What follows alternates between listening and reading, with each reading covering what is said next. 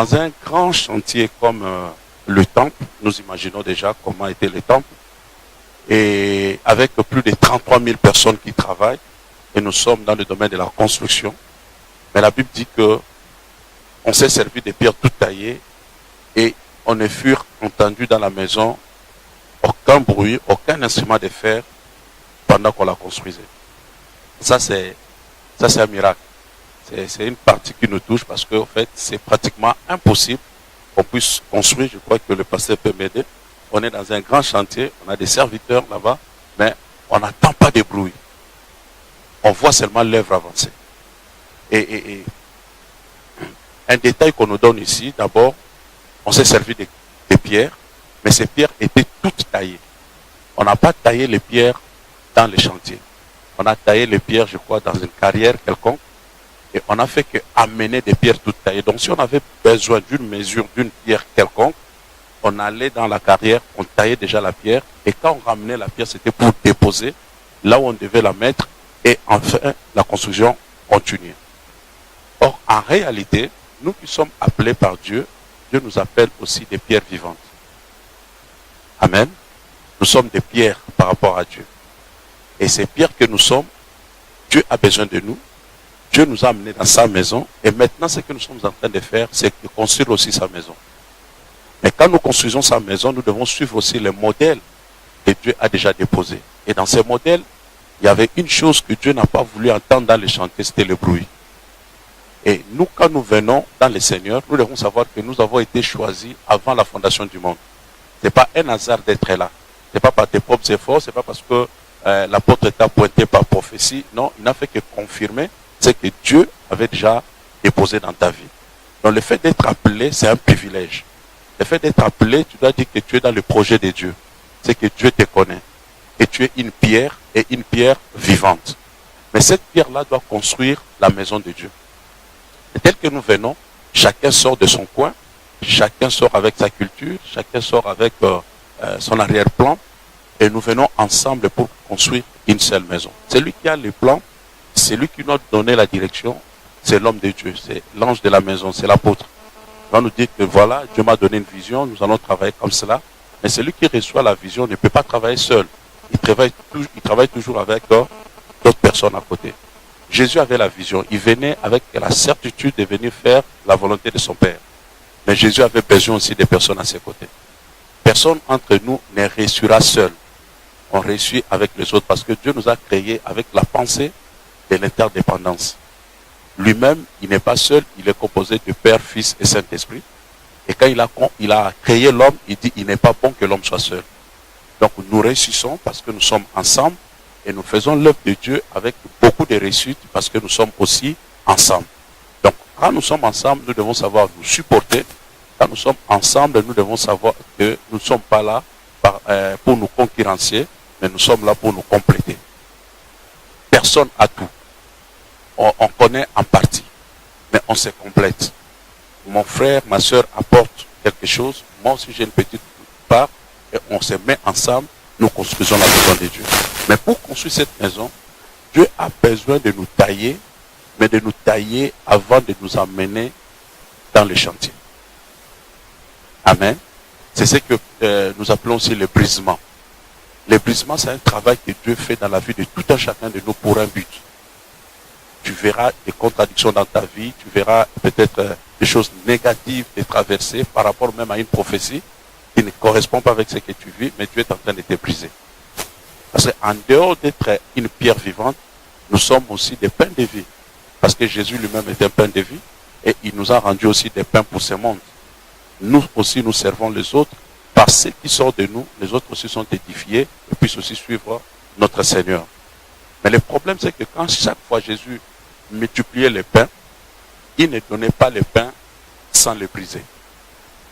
Il prenait le pain, il le brisait et puis il distribuait. Un pain qu'on n'a pas brisé ne sera pas bon pour ceux qui vont en manger. Donc Dieu fait ce travail à nous, Dieu nous brise, Dieu nous travaille, Dieu est en train de nous tailler. C'est comme cela qu'il faut accepter quelquefois. Ça peut être dans l'église ou en dehors de l'église. Tu peux avoir une petite contradiction avec ton frère ou ta soeur, mais prends ça dans les comptes de ton brisement. Parce que Dieu peut utiliser ton voisin pour casser l'orgueil qui est en toi. Peut-être quand on vient dans le Seigneur, on croit qu'on est déjà clean. Je ne suis plus orgueillé, tout va bien, tout ça. Mais Dieu voit dans notre intérieur, il y a encore un travail à faire. Et Dieu peut utiliser ton pasteur, peut utiliser une autre personne. Il peut te dire des choses qui peuvent te choquer. Il peut faire quelque chose peut-être qui n'encadre pas avec ton orgueil, mais ça va t'enfler. Mais dans tout ça, tu dois comprendre que je suis dans une formation. Et Dieu est en train de me tailler pour un travail. Et c'est comme cela que Dieu nous prépare. Il y a une chose qui nous met dans une grande confusion dans l'œuvre de Dieu, c'est que nous nous amenons dans l'œuvre de Dieu avec nos dons. Et nous croyons réussir avec les dons. Avec les dons, on ne réussit pas. Les dons ne sont même pas donnés pour toi-même. Les dons t'est donné pour servir les autres. Ok? Mais il y a quelque chose qui sort de toi qui va te qualifier, c'est le fruit que tu vas porter. La Bible n'a jamais dit qu'on reconnaît un homme de Dieu, une servante de Dieu, par ses dons. On dit on reconnaît l'arbre par ses fruits. Or, pour porter des fruits, c'est un travail qui doit se faire. Le fruit, c'est la patience, c'est la bonté, c'est la tempérance, c'est la fidélité. Et ces fruits-là, pour le porter, c'est un travail. Et le travail peut prendre du temps. On a besoin de labourer la terre, de s'aimer, et de jeter les engrais chimiques, peut-être aussi qu'ils vont sentir mauvais, mais il faut supporter jusqu'à ce que le fruit sera là. Donc, c'est par ton fruit qu'on va te qualifier. Or, ton fruit, c'est un travail de brisement, de longue haleine, qui feront qu'à la longue, tu puisses porter des fruits. Imagine que Dieu veut te travailler dans le domaine de l'amour. Tu verras des contradictions par rapport à l'amour. Tu seras choqué, tu seras blessé, et Dieu veut voir si tu vas faire sortir l'amour. Tu fais sortir l'amour, tu as gagné ce que tu as produit, le fruit que tu attends de toi. Il y a un problème au niveau de la patience, Dieu va travailler ta patience. Et Dieu le travaillera comme moi, avec les personnes qui sont tout autour de moi.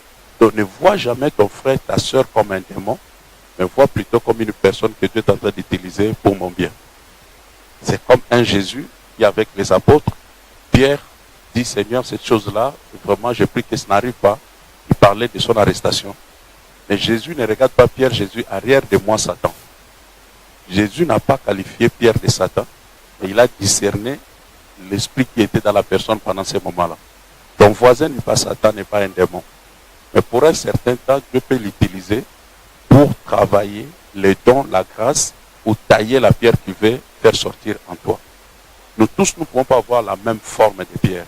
Chaque pierre doit avoir sa forme taillée, parce que chaque pierre doit avoir une position dans la maison de Dieu. Le travail, c'est d'abord au commencement le brisement, et c'est dans le brisement qu'on accepte les reproches. Dans le brisement, on accepte aussi qu'on puisse te corriger.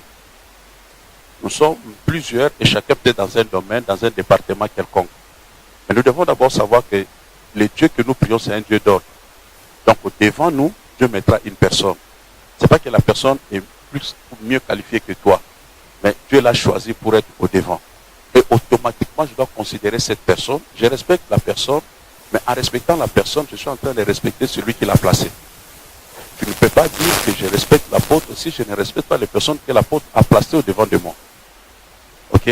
Donc c'est par ce respect, c'est par cette considération, par la personne que Dieu mettra au devant de nous, que mon travail commence. Je suis dans la chorale, je suis dans le groupe d'intercession, je suis dans le groupe, je ne sais pas combien de départements nous avons ici, mais il y aura toujours une personne par rapport à l'ordre qui va nous diriger. Et cette personne-là, je suis censé de la considérer. Je suis censé de la respecter. Pourquoi? Parce que c'est déjà une autorité devant moi. Je la respecte à cause de celui qui l'a placé là, parce que si je le respecte, j'ai respecté l'autorité qui l'a placé. Vous savez, on peut réussir dans la foi chrétienne, on peut avoir la victoire, ton onction peut encore fonctionner parce que tu es sous autorité. Il y a un verset dans la Bible qui est clé, qui peut nous aider. La Bible dit ceci. Nous lisons la partie où la Bible dit « Résistez au diable et il fuira loin de nous ». Okay? Mais plus avant, la Bible dit « Soumettez-vous à Dieu ». Donc si quelqu'un n'est pas soumis à Dieu, il ne peut pas résister au diable. Tu dois commencer par te soumettre à une autorité, et c'est par la couverture de cette autorité que tu peux résister au diable. Je suis dans un département, je respecte celui qui est devant moi. En les respectant, je respecte aussi la personne qui l'a placé.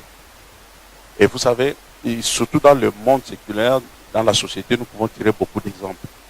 Aujourd'hui, comme aujourd'hui en France, vous avez un jeune président, il était dans un parti politique, Mais dans les partis politiques, il y avait aussi des vieux que lui, qui ont commencé avant lui tout ça. Mais dès qu'on l'a voté et qu'il devient président, on ne l'appelle plus par son nom. On s'incline même pour le saluer. On ne s'incline pas devant Macron, mais on s'incline devant l'institution qu'il représente. Donc nous devons avoir aussi ces valeurs à l'Église. Parce que l'Église est basée sur l'autorité. S'il n'y a pas le respect de l'autorité, nous irons nulle part. On commence d'abord à considérer la personne qui est devant moi. Je la respecte par rapport à ce qu'il me donne comme direction. Même si je connais ou je sais plus que lui, mais je sais le respecter à cause de sa position. Et en le respectant, je suis en train aussi de respecter l'ordre. En quelque sorte, ma pierre est en train de construire la maison, mais dans le silence. Nous avons beaucoup de problèmes dans nos églises parce qu'il y a beaucoup de bruit. Tellement qu'il y a beaucoup de bruit dans les chantiers, et ce bruit-là ne nous aide pas nous-mêmes comme église, et n'aide pas aussi les gens qui doivent venir à l'église. On sent trop de bruit, et ces bruits-là sont favorisés par ceux qui sont au-dedans, par des pierres qui devaient travailler dans le calme. Travailler dans le calme, ça surprend les personnes, ils viendront seulement, ils trouveront la construction. Mais ils ne savent même pas quand est-ce que cela a été construit. C'est comme si c'était fait dans les secrets. Le Dieu de la Bible va nous travailler et il va faire son œuvre au travers de nous. Il ne le fera pas en dehors de nous. Mais nous devons nous soumettre comme étant des pierres qui sont déjà taillées et qu'on amène dans le chantier et que nous maintenant, nous acceptons là où on nous place, dans le calme, dans le silence. Il y a un frère qui m'a appelé il y a quelques mois passés, il est en Belgique. En fait, il a beaucoup travaillé dans une église et selon lui, il devait directement être le vice-pasteur. Mais quand le pasteur l'a choisi, il a dit, je vais t'établir comme diacre. Ça l'a touché. Pas dans le sens qu'il a été promis, mais dans le sens qu'il a été déçu. Parce que lui s'attendait, avec le temps qu'il a passé à l'église, qu'il serait déjà vice-pasteur. Mais le pasteur dit que tu dois être un diacre. Alors ça l'a touché, il m'a appelé, il dit, mais écoute, regarde ce que le pasteur m'a fait, tout ça. Moi j'ai dit, c'est pour ton bien. Parce que quand le pasteur te place comme ça, c'est Dieu qui a parlé. Et il sait que tu dois commencer par là. Toi-même, tu ne savais pas que tu étais orgueilleux, tu étais à l'église, mais quand on t'a placé là, ton orgueil est sorti. Comment tu te passes déjà que tu devais être vice-pasteur? Qui t'a dit ça? Donc cela veut dire qu'en nous, il y a des choses aussi cachées qu'on ne peut pas voir nous-mêmes, mais Dieu va nous aider et Dieu va travailler ces choses au travers de nos leaders, des personnes qui sont devant nous. Donc le travail est fait dans le calme, dans le silence. C'est un travail qui est parfait. C'est un travail qui se termine dans la paix et dans la joie.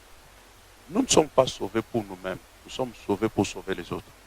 Au travers de nos vies, il faut que d'autres personnes aussi soient sauvées. Jésus dit, vous ne m'avez pas choisi, c'est moi qui vous ai choisi, afin que vous portiez des fruits.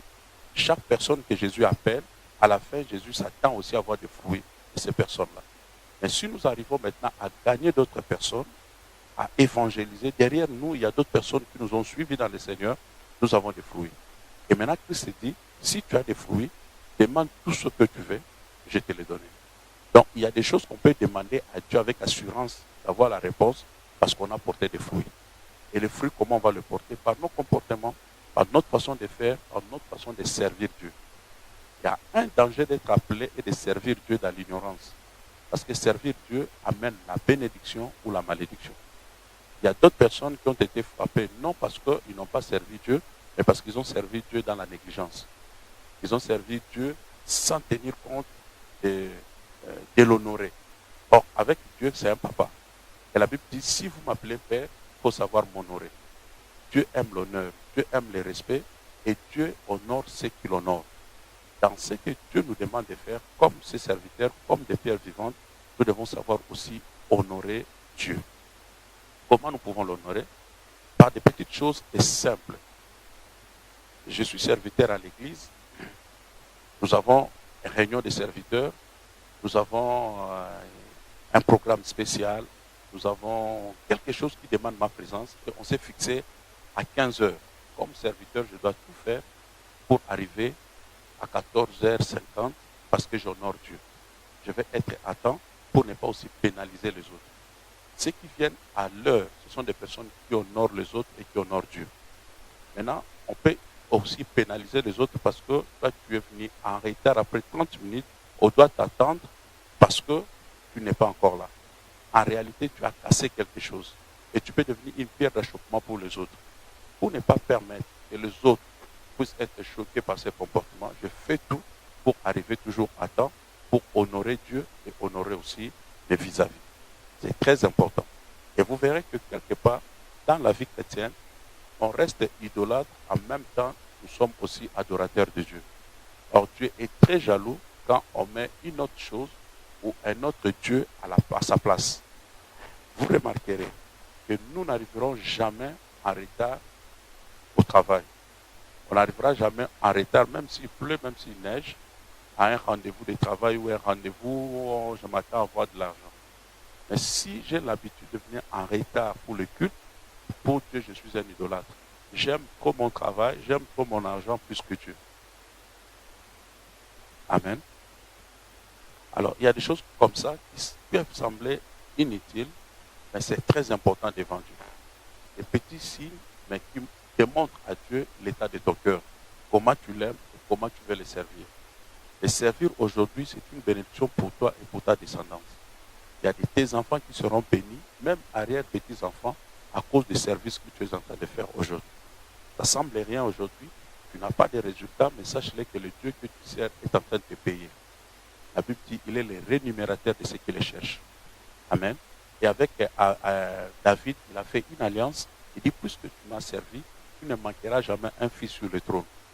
Même si ces fils-là ne servent pas Dieu comme toi, leur père, mais à cause de cette alliance, parce que tu me sers, tes enfants seront bénis. Donc il y a beaucoup de bénédictions par rapport au service. Être appelé, c'est un privilège. Servir Dieu, c'est vraiment un cadeau du ciel et je dois bien le faire. Et le faire bien, ça honore Dieu, ça honore aussi mes vis-à-vis, mais en même temps, ça amène des bénédictions dans ma vie. Donc, ce sont des petites choses que nous devons savoir comme enfants de Dieu et serviteurs de Dieu. On n'est pas dans ce groupe pour être une pierre d'achoppement pour les autres, mais pour aider aussi les autres à avancer avec moi. Les autres sont en train de m'aider. Moi aussi, je fais mon nécessaire pour aider aussi les autres avec les dons et la grâce que Dieu a déposé dans ma vie. Donc, en fait, les pierres étaient toutes taillées au niveau de la carrière qu'on amenait au chantier, mais on n'écoutait aucun bruit d'un métal quelconque. Cela ne veut pas dire que le hanche, le marteau et d'autres instruments de fer n'étaient pas utilisés. C'était utilisé, on ne peut pas construire une maison sans utiliser ces instruments. On utilisait ces instruments, mais le problème c'est que ne faisait pas beaucoup de bruit. On n'attendait pas de bruit parce qu'en fait, les pierres ont été déjà taillées.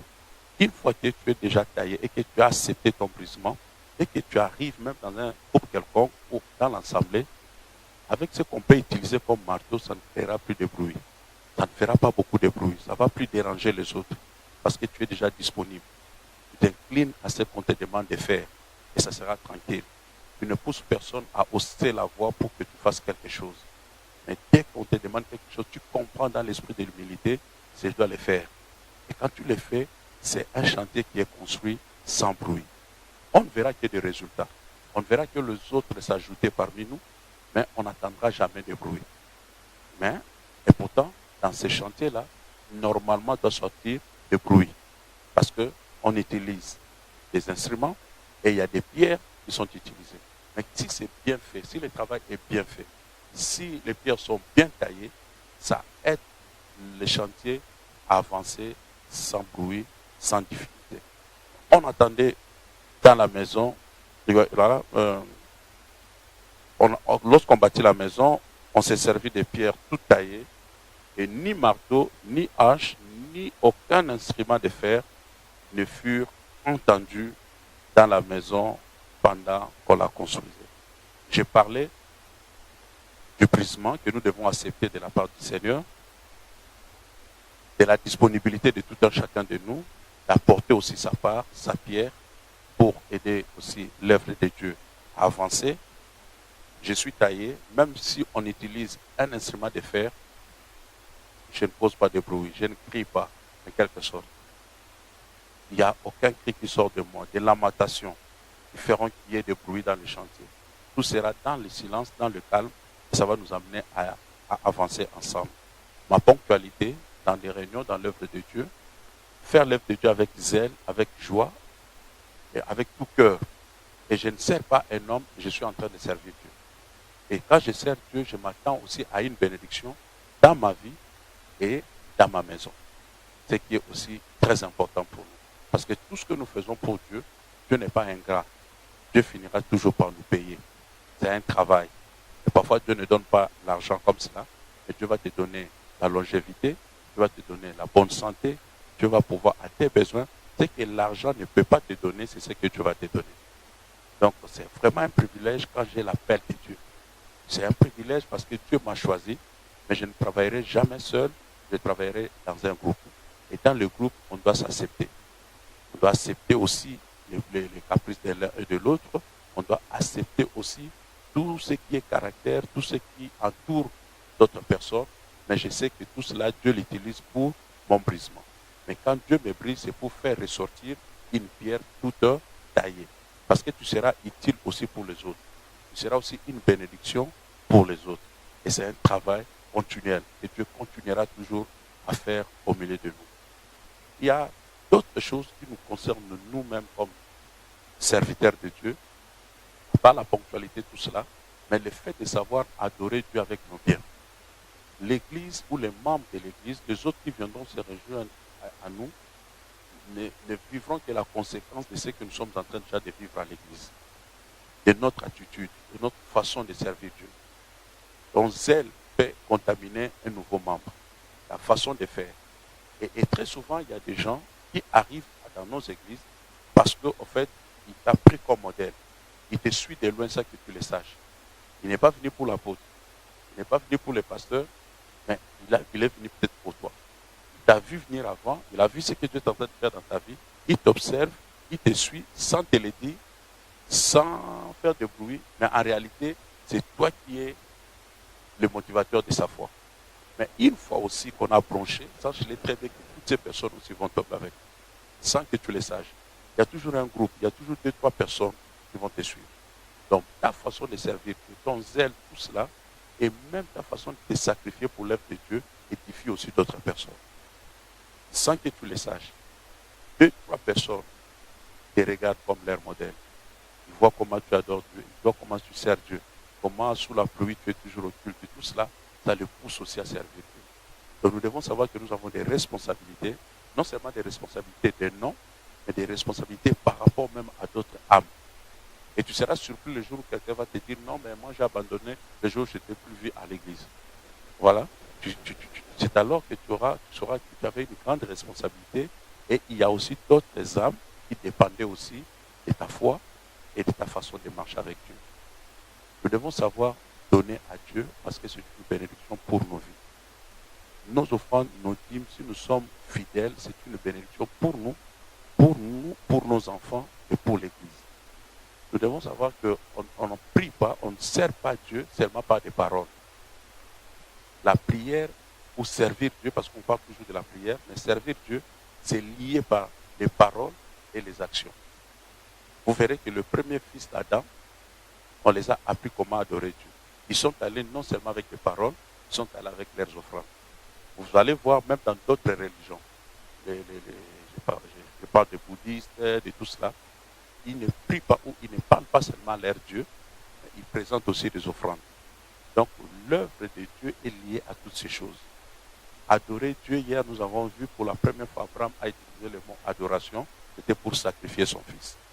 Le temps que tu donnes à Dieu, c'est un sacrifice. Okay? Le fait que tu as accepté de servir Dieu dans cette église, c'est un sacrifice. Mais le sacrifice que tu donnes à Dieu doit être agréable. Si tu boudes, tu murmures par rapport à ce que tu fais, tu es en train quelque part de gâter même ton offrande. Ton sacrifice ne sera plus valable devant Dieu. Mais si je le fais de tout mon cœur, avec joie, c'est une bénédiction que je conserve. Et une bénédiction qui aura des conséquences même après moi. Donc c'est très important pour moi de savoir que tout ce que je fais, tout ce qu'on me demande, qui entre dans le cadre des sacrifices, ça fait partie de la prière. Parce que prier Dieu, ce n'est pas seulement des paroles, mais aussi des sacrifices. Et sacrifier, ce n'est pas seulement toujours mon argent, mais je sacrifie mon temps, je sacrifie mon corps, je sacrifie tout ce qui est à moi. Je pouvais faire autre chose à ce moment ici. Et il y a d'autres personnes, à ce moment, ils sont devant la télévision pour suivre la Coupe du Monde. Peut-être que tu as aussi tendance de suivre les matchs, mais tu t'es sacrifié pour être à l'église. Et tout cela, ça compte devant Dieu. Devant Dieu, il n'y a pas seulement le livre de vie, il y a aussi le livre de souvenirs. Amen. Et quand Dieu veut te faire entrer au ciel, il ouvre le livre de vie. Mais si Dieu veut te bénir sur la terre, il regarde le livre des souvenirs. Nous devons aussi marquer Dieu par des souvenirs. En faisant de bonnes œuvres, mais en les faisant bien, avec cœur, avec sincérité et surtout avec humilité de cœur. Et tout cela, c'est écrit dans le livre des souvenirs. Entre nous, il peut y avoir des différends parce que nous sommes des humains. Mais nous devons savoir traiter nos problèmes comme enfants de Dieu. Au niveau de l'Église, savoir nous parler les uns les autres. Ce qui nous concerne ne peut jamais sortir d'ici et qu'on puisse commencer à l'attendre chez les païens à l'extérieur. Parce que ça ne concerne que la maison de Dieu. Et comme les enfants de Dieu, nous avons la sagesse de Dieu pour savoir traiter certains problèmes qui peuvent surgir parmi nous. Parce que nous sommes humains. On peut prier ensemble, on peut se demander pardon ensemble et on avance. Le fait de demander pardon à ton frère n'est pas un acte de faiblesse. Au contraire, ce sont des grands esprits qui demandent pardon. Et demander pardon prouve la maturité spirituelle que tu as. Ok? Et en le faisant, petit à petit, nous sommes en train de nous soutenir et nous sommes en train d'avancer et atteindre une certaine maturité avec le Seigneur. Je crois que le Seigneur va nous aider et le Dieu de la Bible aide aussi tout un chacun de nous et que chacun de nous puisse considérer son appel et considérer surtout pourquoi Dieu l'a choisi, pourquoi Dieu l'a appelé. Je suis dans un groupe quelconque, tu pouvais te retrouver ailleurs, mais Dieu t'a voulu ici, parce qu'il sait que c'est ici ton lieu de rendez-vous avec lui, c'est ici que Dieu te voit, et c'est ici que tu dois contribuer pour faire avancer l'œuvre de Dieu. L'œuvre de Dieu ne peut pas se casser par moi, au contraire, l'œuvre de Dieu doit se construire par moi. Et si l'œuvre de Dieu se construit par moi, je suis une bénédiction et je bénis aussi les autres. Aussi longtemps que tu seras une bénédiction pour l'Église, sache-le très bien, et Dieu aussi déversera sa bénédiction sur ta vie. Je l'ai dit parce que par expérience, on a essayé un peu de conduire l'Église pendant plus de 28 ans cette année, que je suis pasteur, donc je connais un peu la vie de l'Église. J'ai vu des personnes bouder, laisser l'œuvre de Dieu sous la colère et être maudits par la suite. Donc leur vie complètement a été détruite, même leurs enfants. Alors que les enfants n'étaient pas concernés. Et parce que les parents se sont mal conduits à l'église, les enfants aussi ont été détruits. Vous remarquerez dans la Bible, quand Dieu devait frapper Korah, Dathan et Abiram, il n'a pas frappé seulement les rebelles, il a frappé aussi leurs femmes et leurs enfants, jusqu'à ce que même Dieu a fait disparaître leurs ustensiles. C'est pour dire que Dieu ne voulait même pas qu'il y ait souvenir de ces personnes sur la face de la terre. Donc, comprenons que c'est vraiment une grande charge. Une charge que nous devons savoir le faire avec cœur, avec joie et surtout avec beaucoup de motivation. Savoir servir Dieu avec les principes de Dieu. Servir Dieu avec les normes de Dieu. Non servir Dieu selon moi-même.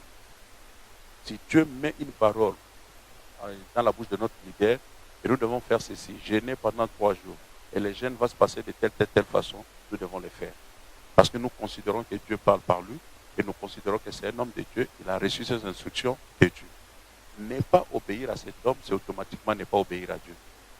Je le dis toujours, si je boude l'enfant de quelqu'un d'autre, en le traitant par exemple de mal éduqué, en réalité je suis en train d'ingérer ses parents.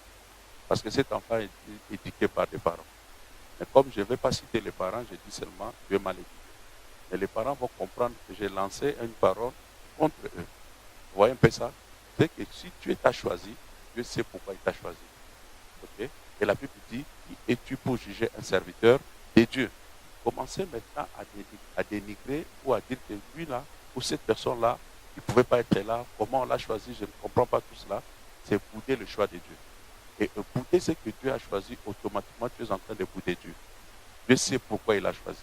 Chacun avec son caractère, mais Dieu sait qu'il va contribuer pour l'épanouissement de son œuvre. C'est très important. Nous devons nous soutenir entre nous, nous considérer par rapport à notre appel et considérer aussi les personnes qui sont tout autour de nous. Ce que je n'ai pas, l'autre en a. Et ce que l'autre n'a pas, c'est ce que j'ai. Mais je n'ai pas tout à moi-même. On doit se compléter et considérer aussi la présence des autres personnes. Il y a des personnes que nous ne pouvons pas perdre au milieu de nous. Nous devons tout faire pour être avec ces personnes parce qu'ils sont nécessaires par rapport à l'épanouissement des lèvres. Vous remarquerez dans la Bible, tout le monde n'avait pas les mêmes dons, même ceux qui suivaient Jésus et ceux qui servaient Jésus. La Bible dit dans le livre de Luc comme quoi que Jésus avait un groupe de femmes qui l'accompagnaient, mais qui servaient Jésus avec l'air bien. Pour les prières, on ne cite pas ces femmes. Elles n'excellaient pas dans la prière. Elles n'étaient pas pointillées dans les gènes, tout cela, mais c'était servir Dieu avec l'air bien. Or, Jésus aussi avait besoin de ces biens pour l'avancement des lèvres. Chacun contribuera par rapport à ses dons et talents. Je ne peux pas juger l'autre parce qu'il ne fait pas comme moi. Voilà. S'il fait comme toi, tu ne seras plus utile. Toi, tu es là parce que tu dois faire ce que tu as à faire. L'autre aussi fera par rapport aux dons et talents que Dieu lui a donnés. Donc, on se considère, on ne sera pas égaux, mais chacun apportera sa part. Chacun apportera aussi sa pierre pour l'édifice, pour la construction de cette œuvre. Et je crois de tout mon cœur que tout et chacun de nous ici est une pierre bien taillée. Une pierre que Dieu continue encore de tailler. Même nous autres, Dieu continue toujours à nous tailler jusqu'à ce qu'on deviendra parfait devant lui.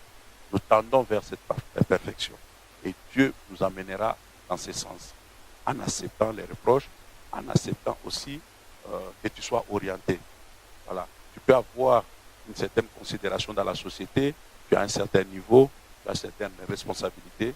Mais par rapport à l'œuvre de Dieu, nous sommes tous enfants. Nous sommes comme des pierres. C'était des grandes personnes. C'était des personnes qui avaient des responsabilités. Et quand on parle de Pierre et de Jésus, selon les biblistes, on dit que Pierre était plus âgé, avait une femme et avait une famille. Mais quand Pierre vient auprès de Jésus, Pierre se considère comme un enfant. Et il se conduit comme un enfant. Et Jésus est son père. Jésus lui donne des directions, lui change de nom, lui demande ce qu'il a à faire. Et Pierre accepte cela.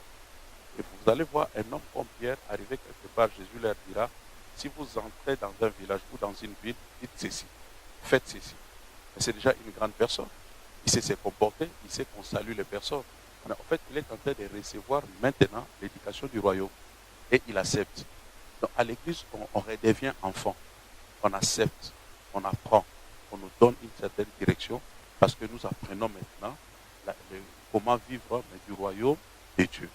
Et dans ces royaumes, il y a un certain comportement, une certaine façon de faire les choses, une certaine façon de parler. Ce n'est pas toujours ce qu'on a reçu à l'école, mais ce que nous devons recevoir du ciel. Jésus dit à ses apôtres, il vous a été appris de dire ceci ou cela, mais maintenant moi je vous dis, faites ceci ou dites ceci. Donc en fait, il est en train de les orienter par rapport à l'œuvre de Dieu. Donc si on est humble de cœur, si on accepte les directives, on ira très loin. Là, c'est le début de ton appel. Mais tu ne sais pas là où Dieu veut t'amener. Dieu commence avec toi par étape, par niveau. C'est pour être demain après demain que tu sois le responsable d'une église quelconque. Mais Dieu est en train de te former, tu dois commencer quelque part. Et si tu es fidèle là où tu es, Dieu va aussi t'amener très loin. Donc acceptons ce que nous sommes en train de faire aujourd'hui. Je suis sous la direction d'une personne, j'accepte son autorité, j'accepte les directives qu'il me donne, mais en l'acceptant, je me prépare moi-même et ça me bénit aussi à mon tour. Parce que demain, toi-même, tu seras responsable. Et si tu n'as pas obéi, quand tu étais dirigé, sache-le très bien que personne aussi ne t'obéira à ton tour. Parce que ça sera une sémence. Ce que tu as sémé, c'est que tu vas récolter. Donc, accepte l'autorité de celui qui est devant toi. Un jour, quand toi, tu auras aussi un poste de responsabilité, les gens aussi vont t'obéir à cause de la sémence, à cause de ce que toi, de la manière dont toi tu as servi aussi celui qui était devant toi. Donc voilà un peu les quelques clés que j'avais à partager avec vous pour vous dire que l'œuvre de Dieu, c'est une œuvre d'ensemble et ça demande beaucoup de patience, ça demande d'avoir un cœur préparé, porter vraiment le fruit de Dieu pour rester ensemble, vivre ensemble et faire l'œuvre de Dieu ensemble. Et en cela, il n'y aura pas de bruit, il n'y aura pas de querelle à gauche, à droite, il n'y aura pas de réunion chaque fois pour seulement parler de deux personnes. Tel a discuté avec l'autre. Non. D'autres choses, on peut les traiter avec sagesse, avec beaucoup de maturité. Ça peut ne pas aussi remonter jusqu'à l'apôtre, ni jusqu'au niveau des pasteurs. Entre nous deux, comme frères et sœurs, on peut se parler, on prie ensemble et on passe, on avance. Amen. Ne restez jamais aigris et gardez jamais quelque chose dans votre cœur. S'il y a quelque chose, il faut en parler puis avancer. le fait de garder quelque chose, le diable va vous utiliser. Il va utiliser cette chose-là et à la fin, ça sera une porte pour les autres. Et même pour faire nuire ou faire du mal à l'œuvre de Dieu sans que tu le saches, même à ton voisin. S'il y a quelque chose pour le faire sortir, il n'y a pas une grande chose dans ta vie que ton cœur. Il faut savoir garder ton cœur et surtout travailler ton cœur jusqu'à ce que tu puisses avoir un bon cœur. Parce que tout ce que Dieu te bénira, Dieu va le déposer dans ton cœur. Et si ton cœur est propre, ton cœur est pur, Dieu va te bénir. Donc travaille vraiment ton cœur malgré tout ce que tu peux rencontrer, même à l'église, même à l'extérieur. Nous sommes des humains. L'œuvre n'est pas encore parfaite parce que c'est fait par des hommes. L'œuvre parfaite sera au ciel. Amen. Quand nous irons au ciel, nous aurons une église où il n'y aura pas de pierres d'achoppement, où il y aura... Non. Sous longtemps que nous sommes humains sur la terre, il y aura toujours des petits problèmes à gauche, à droite. Mais comme enfants de Dieu, comme responsables, nous serons surmonter ces choses et trouver des solutions par rapport à la parole de Dieu. De savoir se supporter. Et c'est là que ça amène la maturité dans ta vie. Et toi-même, tu comprendras qu'il y a un fruit qui est en train de naître en toi. Tu diras, mais avant, je n'avais pas cette patience. Comment j'ai pu supporter ça? Comment j'ai pu avoir la patience? C'est là que tu seras aussi fier de toi-même qu'un travail est en train de se faire. Donc, Dieu permettra quelquefois qu'il y ait des petits problèmes au milieu de nous. N'oubliez pas ça. Mais les problèmes-là ne peuvent pas nous séparer. Les problèmes-là ne peuvent pas crier au-delà. Les problèmes-là ne peuvent pas créer des problèmes, des soucis dans les chantiers. On attendra toujours un silence. Même nos problèmes seront traités dans le silence. Comme si rien ne s'est passé. Et on avance. Et c'est comme ça qu'on peut avancer. Je répète, dans toute société, dans toute église, même les grandes églises, il y a des soucis. Un jour, j'étais un peu choqué dans le sens que je crois que tout le monde ici connaît un prédicateur américain, T.D. Jakes. C'est le plus grand prédicateur actuellement selon le monde. Et tout le monde le suit, tout cela. C'est quelqu'un qui s'est déplacé de Louisiane jusqu'à Texas et des familles ont vendu leurs propriétés pour le suivre. Tu vois? Donc, il a vraiment un impact mondial. Et tout le monde, là, nous autres comme prédicateurs, quand on le suit, on a envie aussi vraiment à ce niveau ici, vraiment Dieu l'a béni, Dieu l'a élevé. Mais bizarrement, un jour, il était à Londres, il était invité pour une conférence. Il va arrêter la conférence, il dit, je dois rentrer vite à mon église parce qu'il y a rébellion. Il y a quelques personnes qui se sont rebellées. Alors qu'il y a des gens qui ont envie d'aller prier dans son église. Il dit, mais si je peux même évoluer à côté de cet homme-là. Mais ceux qui sont à côté veulent se rebeller pour sortir. Vous voyez un peu ça? Donc, on est troublé par le même esprit. Partout dans le monde, c'est le même esprit qui dérange l'église. Il y a les problèmes que nous aurons ici, vous allez peut-être les trouver aussi ailleurs. Peut-être pire encore. Aussi longtemps que nous sommes sur la terre, je répète, il n'y a pas une œuvre parfaite. Mais je dois savoir supporter, je dois savoir que je suis là pour apporter une solution à ces problèmes. Ok? Donc Dieu ne t'a pas créé pour devenir encore un autre problème. Dieu t'a créé et t'a amené dans cette assemblée. Dieu t'a donné une responsabilité pour que tu sois la solution à ces problèmes. Et résoudre les problèmes, c'est là où tu seras béni et élevé. Dans la Bible, personne n'a été élevé sans résoudre un problème. Sans résoudre un problème. Et ici en France, dernièrement, vous avez un très bon exemple. Les jeunes Maliens ici, Gassama, connu en un jour. Okay? Donc avec lui, nous avons vécu vraiment l'accélération divine. Mais Dieu l'a fait avec un musulman. Pour dire que la nature elle-même ne vous enseigne-t-elle pas. Donc Dieu peut le faire pour un chrétien. En un jour, il s'est réveillé en un jour inconnu. L'après-midi, il était déjà connu de tout le monde. Et on a bousculé le programme du président pour le recevoir. Il n'a jamais demandé l'audience. C'est le président qui a demandé à le voir. L'unique qui entre dans le palais avec jean et manche courte. Et mais le président en costume est là tranquille pour l'écouter. Donc les dieux de la Bible nous donnent des exemples comme ça que nous pouvons palper dans le monde. Vous voyez? Mais comment il est arrivé là? Parce qu'il a aidé quelqu'un. Ok? Parce qu'il a fait quelque chose. On n'est jamais béni, on n'est jamais élevé sans faire quelque chose. Joseph est élevé parce qu'il a répondu aux besoins du roi. Daniel a été élevé parce qu'il a répondu aux besoins du roi. Nous aussi, comme enfants de Dieu, nous sommes à l'église pour répondre aux besoins des autres. Besoin de l'église, et c'est ainsi que Dieu aussi va commencer à nous élever. En nous, il y a la grandeur. En nous, il y a une bénédiction. On a été choisi pas par un homme, mais par Dieu. Cela veut dire que cela est destiné, prédestiné même. Avant la fondation du monde, Dieu t'avait choisi. Maintenant, tu es en train d'accomplir les plans de ta vie. Il n'y a pas quelque chose que de servir Dieu. C'est un privilège. C'est un privilège. C'est une bénédiction. Parmi ces créatures, Dieu t'a choisi pour les servir. Cela ne peut jamais passer dans la mémoire de Dieu. Dieu ne t'oubliera jamais. D'éternité en éternité, ce que lui pouvait faire sur la terre, c'est toi qui l'as fait. Amen. Vraiment, faites ça avec joie, faites ça. Ce n'est pas facile, ça sera difficile, mais aimez Dieu. Quand on aime quelqu'un, on supporte, on avance, on continue. Vous avez vu quand vous avez commencé à aimer un homme ou bien une femme, vous avez fait des sacrifices. Okay? À l'époque, on n'avait pas les portables comme aujourd'hui avec les forfaits. Donc, on pouvait mettre des crédits, appeler toute la nuit. Hein? On ne sait pas qu'on a gaspillé beaucoup d'argent parce qu'on aime la personne. Avec Dieu aussi, quand on l'aime, on peut aller au-delà, sans le savoir. C'est les autres qui vont remarquer qu'ils exagèrent un peu. Mais avec Dieu, c'est comme ça. Si on n'a pas encore exagéré, c'est qu'on n'a pas encore fait quelque chose. Que Dieu vous aide, que Dieu vous bénisse, que Dieu vous fortifie. Vraiment, ma joie serait que quand, si Dieu nous fait grâce de revenir encore, de vous trouver encore plus loin, et derrière chacun de nous, il y a encore d'autres âmes qui se sont ajoutées à nous et qui ont reçu aussi les ailes de les servir. Okay? Moi, j'étais au début, c'était les ailes, j'ai foncé pour servir Dieu. Et avec l'âge, je commençais à réfléchir. Est-ce que vraiment j'ai fait un bon choix? Est-ce que vraiment, est-ce que je n'ai pas gâté ma vie, tout cela?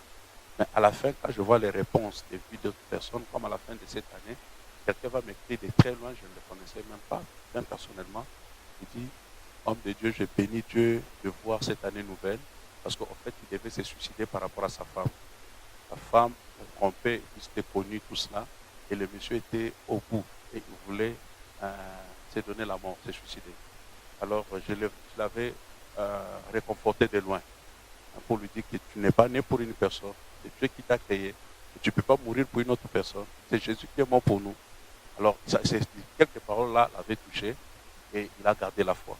Donc, en fait, c'est par ces paroles qu'il a pu traverser 2017 pour voir 2018. Maintenant, quand il voit l'année 2018, parmi les premières personnes, il va m'écrire pour me dire « Merci, homme de Dieu, c'est grâce à vos paroles que je vis l'année 2018 parce que j'allais me donner la mort. » Donc, juste par ces paroles-là, c'est un réconfort. Ce n'est pas l'argent. C'est qu'ici, au moins, dans la vie, tu as pu aider une personne. Parce qu'on ne connaît pas la destinée de cette personne-là. Demain après toi, il peut être une grande personnalité dans le monde. Il va aussi se souvenir de nous. Donc, continuez de soutenir, continuez de faire ce que Dieu a mis dans votre cœur pour les autres. Et la plus grande des choses, c'est le salut des âmes. Si au travers de vos vies, il y a des gens qui sont bénis, qui sont gagnés dans le Seigneur, vous aussi, vous êtes bénis. Vous êtes dans la liste de Dieu. Tout le monde ne sera pas prédicateur, tout le monde ne va pas passer devant, mais tout le monde peut contribuer pour que l'œuvre de Dieu avance. Par tes prières, par ton attitude, par ton caractère, tu aides aussi les autres à venir dans le Seigneur. Tout le monde ne vient toujours pas pour les leaders. Tout le monde ne vient pas toujours pour ceux qui sont devant. Ils peuvent venir pour ceux qui sont derrière. Ils peuvent venir pour la chorale.